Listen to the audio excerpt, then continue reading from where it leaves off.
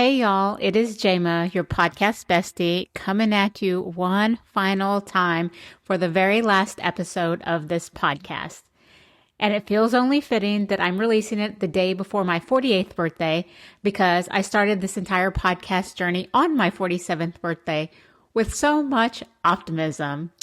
I thought this podcast would change something in my business or me.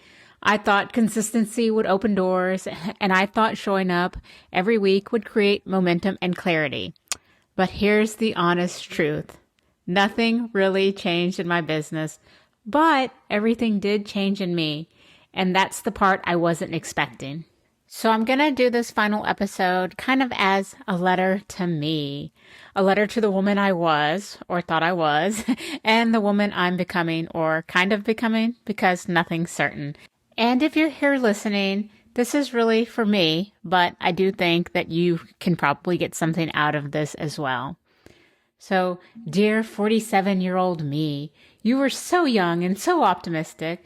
You truly believed this podcast would be the thing that shifted everything in your business. You believed consistency would unlock growth, and you believed discipline would build traction. You believed doing more would finally make everything click. You thought if you showed up every week, no matter what, something on the outside would change. But it didn't. Your numbers didn't change, not in your business and not in the ways you expected. And oh, how disappointed that made you at times. But here's what you didn't know then. You weren't building a podcast. You were doing the work on yourself. So standing here now, one day before my 48th birthday, everything feels different this year. I'm a whole different person. After being stuck for years, maybe even decades, you finally started moving again. Not because of strategy, but because you started letting go of the identities you built to survive. You let go of the version of yourself that was always on, always performing, always creating, always pushing.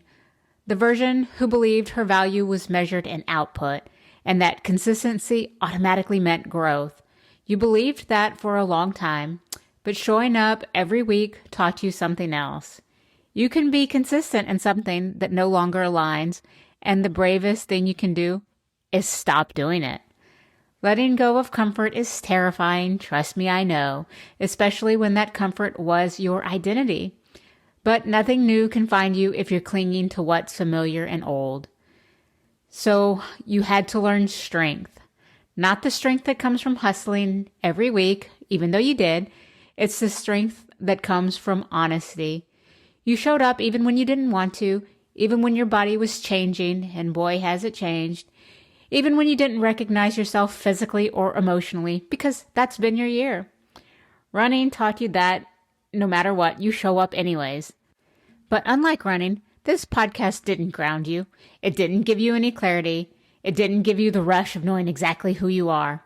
Instead, it pulled back the curtain on how deeply you've changed, and how much you need space now, and how much you crave peace. How much you need room to figure out who you're becoming without narrating every part of the process. Podcasting didn't give you answers. It gave you permission to let go of the questions. What you learned the most and what really surprised you was how simple podcasting actually is.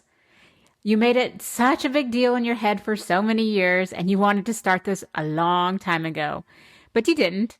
And once you finally did, you realized, like everything else, we make things that scare us more complicated than they need to be. And this podcast was not complicated. It's been very simple and easy to produce. You did this for a year. You stayed committed. You followed through. Even when it didn't give you what you expected, even when it didn't feel grounding, even when it didn't work. And that showed you something. You're strong enough to finish things and wise enough to walk away when you're no longer meant to continue, even if you get a little nudge from your people on the outside. And that's growth and maturity, maybe. I can't say I'm mature, but that's self-trust. And that's what you're taking into year 48 with you. So to everyone who has listened this year, thank you. From the bottom of my heart, thank you. I thought this podcast was for women, but the truth is, plenty of you guys showed up too for me. People from all walks of life tuned in, people that I've known since the day I was born to people that I've only met recently. And people that are really, really important to me have tuned in and showed up for me in ways I never thought possible. And maybe that's because what I talk about isn't based on gender, but humanity.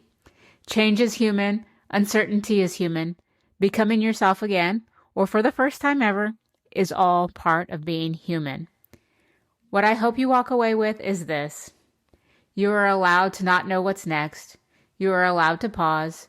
You are allowed to release versions of yourself that no longer fit. And you are allowed to choose peace, even if it means walking away from something that you spent years, over a decade, building from the ground up. So here I am, one day before 48, closing a chapter I once hoped would change my business, only to realize it changed me. I don't know what's coming next. I don't know who I'm becoming, and I don't need to know any of that right now. This year didn't give me any clarity, but it did give me peace and space.